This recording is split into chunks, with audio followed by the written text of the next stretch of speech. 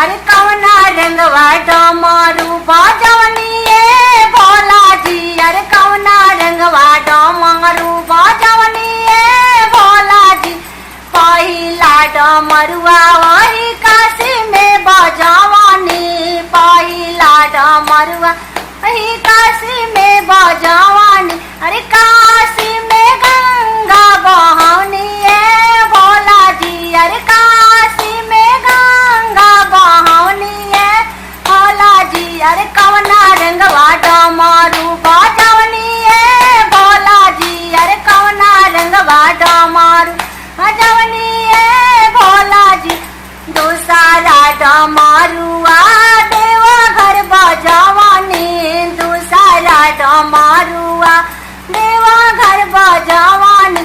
अरे गौरा से शादी रचवनी है भोला जी। अरे गौरा से शादी रचवनी ए भोला जी। अरे कौना रंगवा डमरू बजवनी है भोला जी। अरे कौना रंगवा डमरू बजवनी है भोला जी।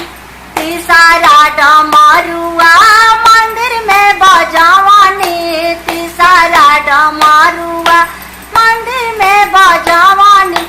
अरे सबके मंदिर में बोलवनी है भोला जी। अरे कौना रंगवा डमरू बजवनी है भोला जी। अरे कौना रंगवा डमरू बजवनी है भोला जी।